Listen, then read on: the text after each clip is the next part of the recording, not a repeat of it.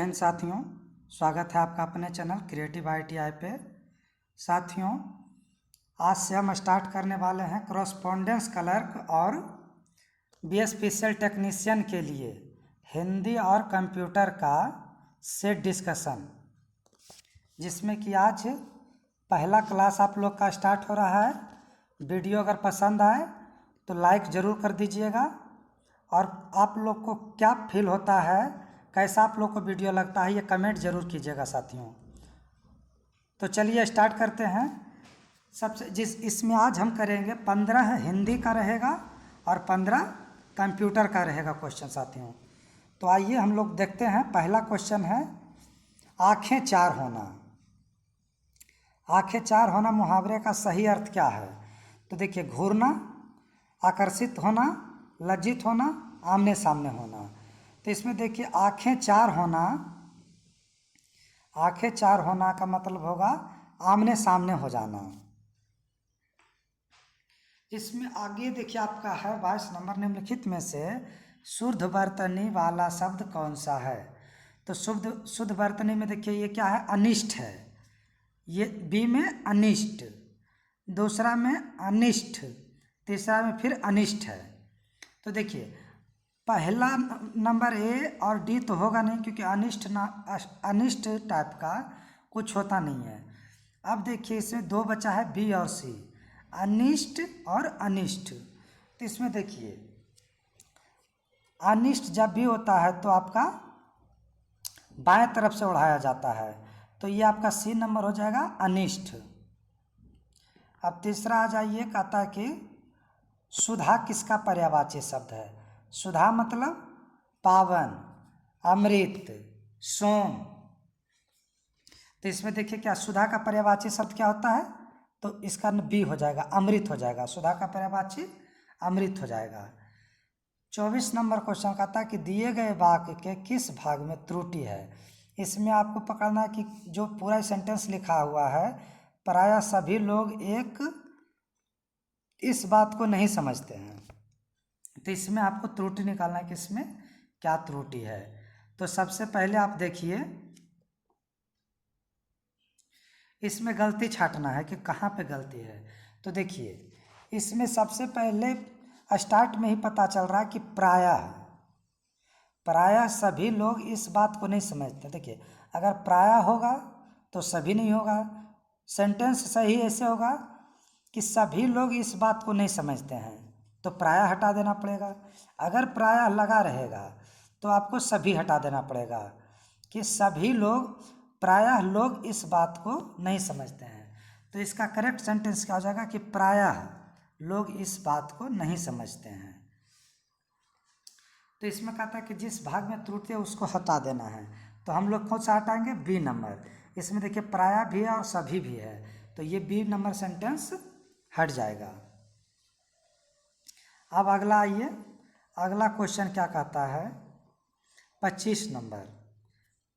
25 number question कहता है कि नीचे दिए वाक्य में रिक्त स्थान भरने के लिए सबसे उपयुक्त शब्द क्या होगा? तो देखिए कहता है खिड़की के बाहर बारिश का डैश संगीत बज रहा था। तो देखिए रिमझिम, देखिए लिखा हुआ है लेकिन क्या है? त्रुटि लिखा हुआ है, गलत लिखा हुआ है। देखिए झिमझिम टाइप का कुछ होता नहीं है, तो ये तो गलत है। ये देखिए झिमझिम क्या लिखा हुआ है?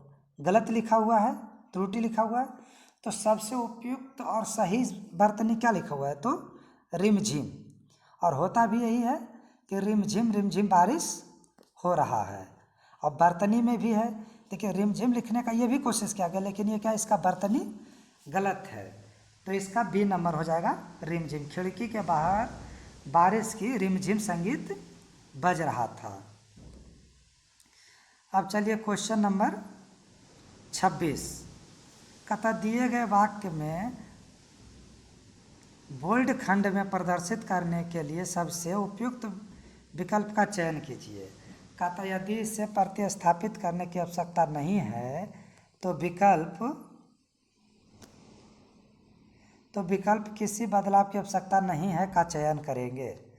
तो आगे देखिए क्या है क्वेश्चन आपका आया है कि प्राचार्य ने हमको समझाया कि जो परिश्रम करेगा वह सफल होगा। इसमें आपको कह रहा कि प्राचार्य ने हमको समझाया कि में आपको निकालना कि इसमें क्या बदलाव कर सकते हैं, बदलाव होना है या नहीं होना है। तो सबसे पहले देखिए, प्राचार्य ने हमको समझाया, ये देखिए बिहारी लैंग्वेज ले लिया गया है कि हमको समझाया। हमको कोई शब्द होता नहीं है। इसमें लिख सकते थे, अगर हमको पर्सनल अगर एक आदमी को कह रहा है तो इसमें लिख सकते थे कि प्राचार्य ने मुझे समझाया कि, एक आदमी को, लेकिन यहाँ लिखा हुआ क्या हमको। हमको कोई भी शब्द होता नहीं है। तो सबसे पहले जिसमें हमको है वो तो छाट दीजिए, तो डी नंबर आपका छट जाएगा, डी नंबर नहीं होगा। अब देखिए आपको इस बी नंबर क्या कहता कि प्राचार्य ने हमें समझाया कि, और सी नंबर है प्राचार्य ने हमें समझाया कि। तो देखिए यहाँ तो सही कर दिया, हमें मतलब एक से ज़्यादा व्यक्ति को समझाया, तो ये तो सही है। लेकिन हाँ देखिए ये की दिया हुआ है कि आपका एक दाएं साइड से उड़ाया हुआ है और ये का हर्षिकार की है। तो देखिए का हर्षिकार की जो होता है वो क्या होता है कि दो सेंटेंस को जोड़ता है। यहाँ पे दो सेंटेंस जुड़ेगा कि प्राचार्य ने हमें समझाया कि जो परिश्रम करेगा वह सफल होगा। तो यहाँ सेंटेंस जुड़ रहा है, तो सेंटेंस जुड़ने के लिए ये वाला की का उपयोग होगा। इसलिए इसका आंसर क्या हो जाएगा, सी। प्राचार्य ने हमें समझाया कि, सी हो जाएगा आंसर। प्राचार्य ने हमें समझाया कि जो परिश्रम करेगा वह सफल होगा। अब देखिए इसमें कहता क्या, अतिवृष्टि का विलोम शब्द क्या होगा। तो अतिवृष्टि का बहुत सारा होता है, अतिवृष्टि का अनावृष्टि, अल्पवृष्टि, यानी कि अतिवृष्टि मतलब बहुत ज़्यादा, बहुत अधिक मात्रा में, अल्पवृष्टि मतलब कम मात्रा में, अनावृष्टि मतलब कम मात्रा में होगा। तो अतिवृष्टि का विलोम क्या हो जाएगा, अनावृष्टि, बी नंबर आंसर हो जाएगा। अब 28 नंबर क्वेश्चन कहता है कि दिए गए वाक्य में रेखांकित खंड को प्रतिस्थापित करने के लिए उपयुक्त विकल्प का चयन कीजिए। तो देखिए क्या, शरण में आए व्यक्ति की सुरक्षा करनी चाहिए। ये जो सेंटेंस दिया हुआ है इसको, इसके लिए एक उपयुक्त वाक्य लिखना है। तो शरण में आए व्यक्ति को क्या कहते हैं, शरणागत। ये क्या है, ये अनेक शब्द के एक शब्द हैं, तो ये शरण में आए व्यक्ति को क्या कहते हैं, शरणागत। तो इसका आंसर क्या हो जाएगा, ए। शरण में आए व्यक्ति को शरणागत। शरण मुक्त का मतलब क्या होगा कि उसको अपने संगत से मुक्त कर देना, अपने शरण में नहीं लेना। शरण प्रिय का मतलब हुआ कि जो शरण में जो लिया है आपके पास शरण, उसमें जो सबसे प्रिय आपका है। और आरक्षित मतलब तो समझते हैं अनरिजर्व, उसको कोई भी आरक्षित नहीं किया गया, कोई भी शरण नहीं दिया गया है। 29 नंबर का आता है कि नदी, समुद्र, तालाब और गंगा इन शब्दों को क्रमशः सही पर्यायवाची शब्द वाली पंक्ति को चुनिए।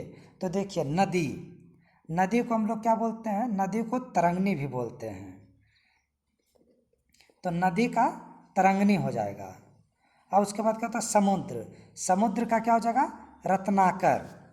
क्योंकि देखिए नदी का तालाब, जलाशय, तरंगनी ये भी होता है। समुद्र का रत्नाकर, तालाब का जलाशय और गंगा का जानवी।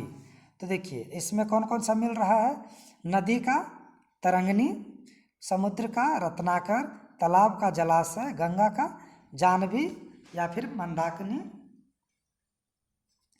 तो 29 नंबर का आपका कौन सा आंसर हो जाएगा, सी। नदी, समुद्र, तालाब, गंगा का तरंगनी, रत्नाकर, जलाशय और जानवी हो जाएगा।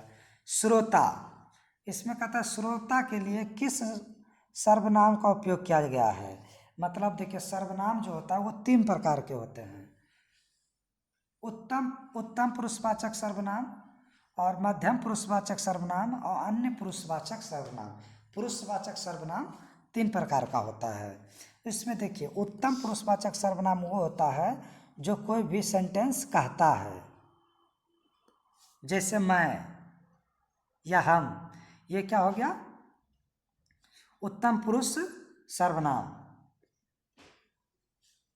उसका मध्यम पुरुष सर्वनाम वो होता है जो कि सुनता है, जिसे कहा जाता है, उसको कहा जाता है क्या, उत्तम पुरुष सर्वनाम।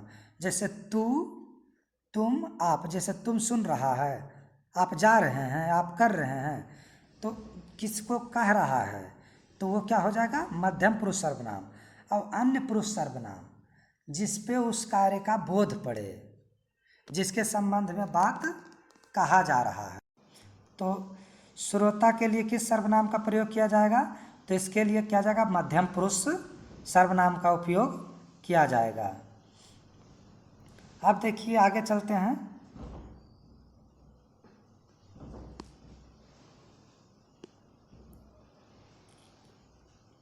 आगे आपका कि रात में विचरण करने वाले प्राणी को क्या कहते हैं। तो रात में विचरण करने वाले प्राणी को क्या कहते हैं,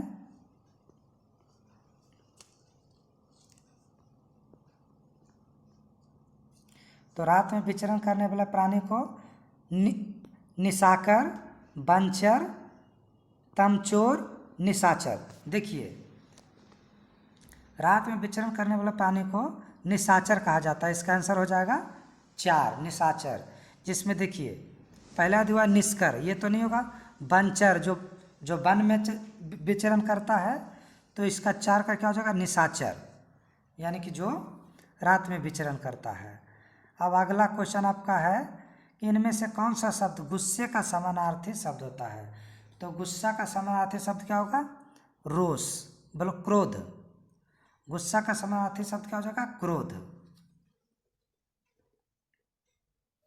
अगला 23 नंबर है कि जिन भाववाचक संज्ञाओं के अंत में हट होता है उसका लिंग क्या होता है।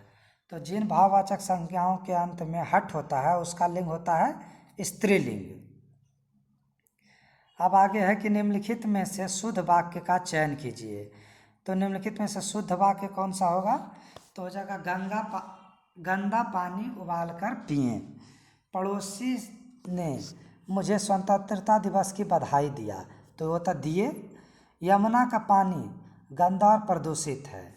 और चौथा है कि बच्चा लोग क्रिकेट खेलता है, तो इसमें देखिए सही हो जाएगा सी नंबर, तृतीय, यमुना का पानी गंदा और प्रदूषित है। यहाँ देखा था गंदे पानी को उबाल कर पिए, पहला में गंदे हो जाएगा, दूसरा में पड़ोसी ने मुझे स्वतंत्रता दिवस की बधाई दी होगा, यहाँ दिए हैं। और बच्चा लोग क्रिकेट खेलता है होगा, बच्चे लोग क्रिकेट खेलते हैं होगा। यहाँ देखिए आपका तो उपयुक्त सबसे हो जाएगा सी, तृतीय, यमुना का पानी गंदा और प्रदूषित है। अगला क्वेश्चन है 25 नंबर, आंसू पीकर रह जाना मुहावरे का सही अर्थ क्या है। तो आंसू बहने ना देना, अन्न के अभाव में आंसू से भूख मिटाना, गुस्सा होना और चुपचाप दुख सह लेना। तो आंसू पीकर रह जाना का मतलब होता है कि अंदर ही अंदर घुट के रह जाना, यानी कि चुपचाप दुख को सह लेना या फिर गम साध लेना, उसी को तो आंसू पीकर रह जाना। तो चुपचाप दुख सह लेना, तो इसका हो जाएगा ऑप्शन 4। अब आते हैं हम लोग कंप्यूटर में।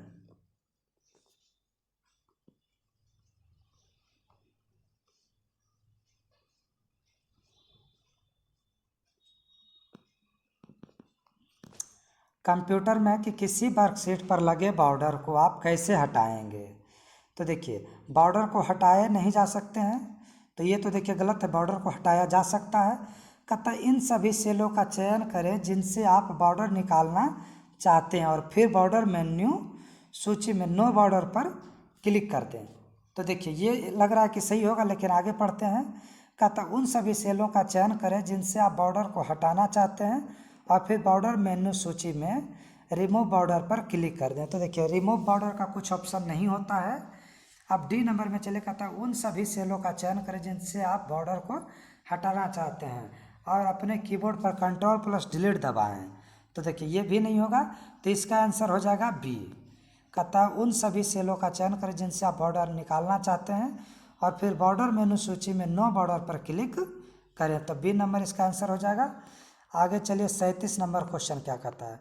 कहता है डेटा नेटवर्किंग के संबंध में नियमों और कन्वेंशन का एक अनौपचारिक सेट जो एक नियंत्रित करता है कि कंप्यूटर किस तरह से एक नेटवर्क माध्यम पर सूचनाओं का आदान प्रदान करते हैं, डैश के रूप में जाने जाते हैं। तो इसको हम लोग क्या बोलते हैं, प्रोटोकॉल। यानी कि जो भी नियम जिसके तहत नेटवर्क और कंप्यूटर के द्वारा आदान प्रदान होगा, जिसके माध्यम से, उसको क्या कहेंगे, प्रोटोकॉल, कि जिस नियम के अनुसार होता है। कहता रूलर बार डिफ़ॉल्ट रूल के रूप से प्रदर्शित होता है और डैश के नीचे दिखाई देता है। तो किसके नीचे दिखाई देगा, ये दिखाई देगा आपका टूल बार के नीचे। रूलर बार जो होता है डिफ़ॉल्ट के रूप में प्रदर्शित होता है, टूल बार के नीचे दिखाई देता है। अब कहता है टूल बार के से क्या क्या काम किए जाते हैं रूलर से। तो डॉक्यूमेंट में मार्जिन को सेट करते हैं, पैराग्राफ के इंटरेस्ट को सेट करते हैं और टैब स्टॉप की पोजीशन को सेट करने के काम आते हैं। अब अगला है, तो इसका आंसर हो जाएगा आपका बी नंबर। अब आगे, स्मृति भंडारण की इकाइयों में 1 जेटाबाइट किसके बराबर होता है। तो 1 जेटाबाइट बराबर 2 के पावर 70 बाइट होता है। देखिए 2 के पावर 50 को हम लोग पेटाबाइट कहते हैं, 2 के पावर 60 को एक्साबाइट कहते हैं। उसी तरह से 2 के पावर 70 को हम लोग जेटाबाइट कहते हैं। अब आगे आइए, कहता समान प्रयोजन अनुप्रयोगों और विशेष प्रयोजन अनुप्रयोगों को संबोधित करने के लिए किसी विशेष रूप से डिजाइन किए गए प्रोग्राम को क्या कहते हैं, एप्लीकेशन सॉफ्टवेयर। कहता है कि कुछ विशेष कार्य करना है, जैसे आपको पढ़ना है तो उसके लिए अलग एप्लीकेशन बनाया जाता है किसी भी टीचर के द्वारा। मान लीजिए गेम खेलना, तो उसके लिए एक अलग एप्लीकेशन बनाया जाता है। अगर रनिंग स्पीड ट्रैक करना है तो उसके लिए एक अलग एप्लीकेशन। तो किसी विशेष कार्य के लिए कोई अगर विशेष प्रोग्राम बनाया जाता है तो उसको क्या कहा जाता है, एप्लीकेशन सॉफ्टवेयर, यानी कि सी नंबर इसका आंसर हो जाएगा। 41 नंबर क्वेश्चन में कहता है कि निम्नलिखित में से किस फीचर का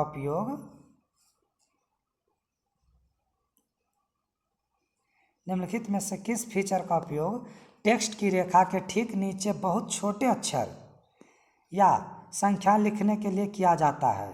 तो किसी भी टेक्स्ट के नीचे छोटे अक्षर या फिर संख्या जो लिखा जाता है उसको क्या कहता है, सबस्क्रिप्ट कहा जाता है।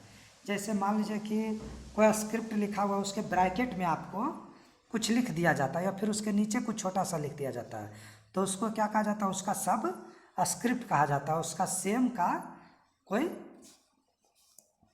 जो दूसरा नाम उसको जो कहा जाता है वो लिख दिया जाता है, उसी को कहता है सब स्क्रिप्ट, यानी कि इसका आंसर आपको ए हो जाएगा।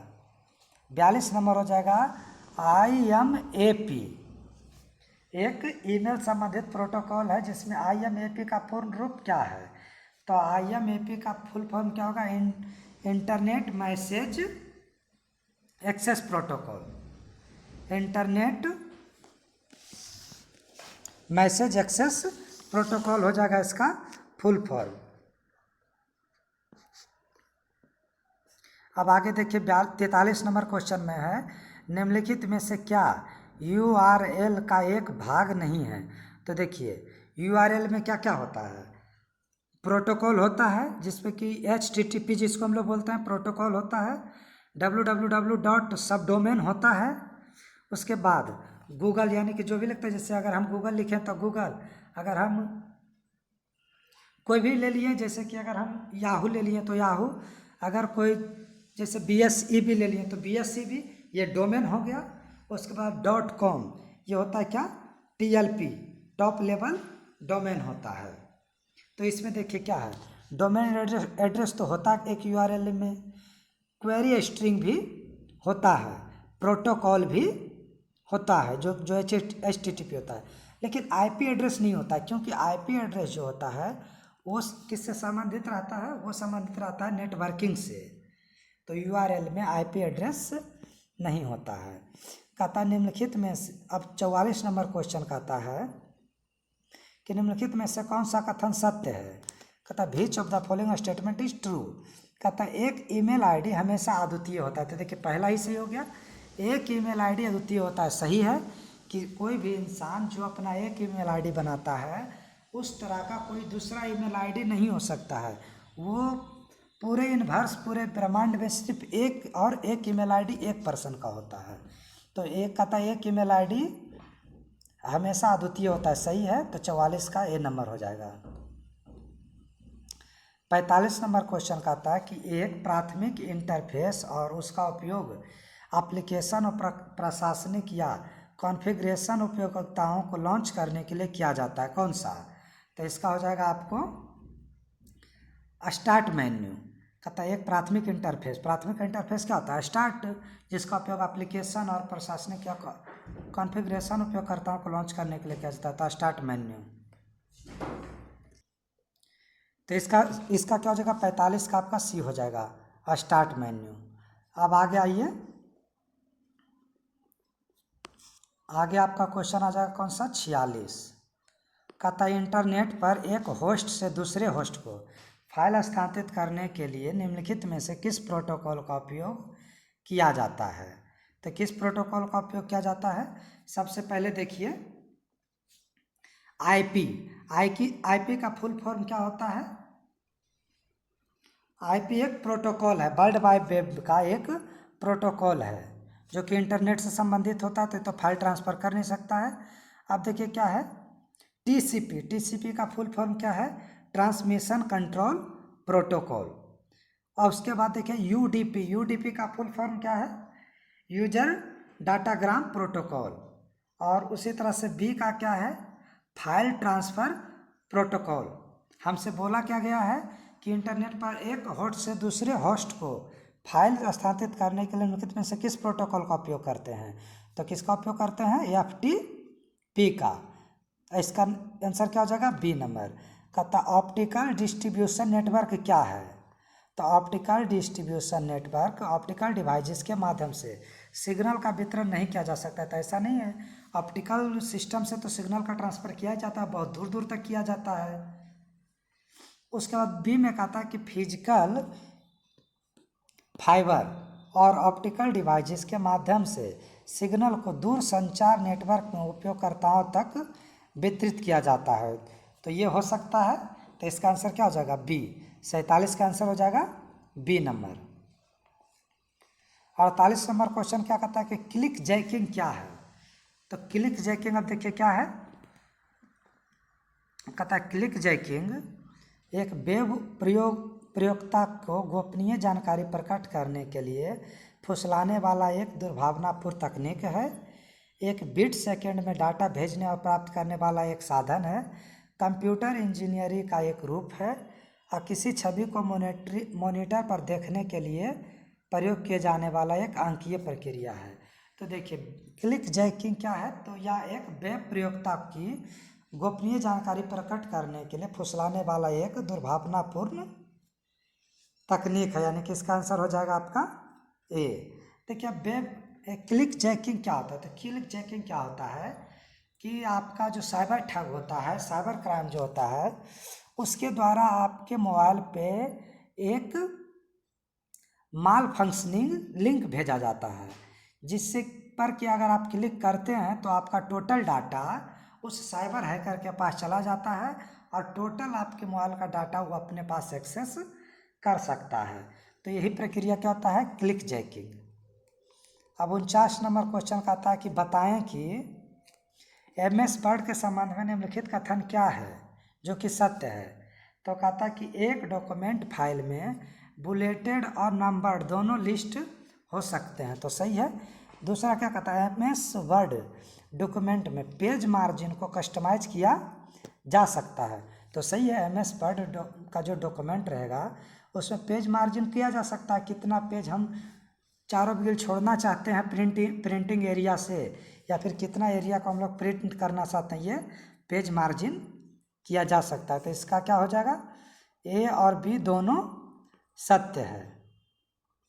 कथन एक और कथन बी दोनों सत्य है। कथन एक असत्य है, कथन बी सत्य है।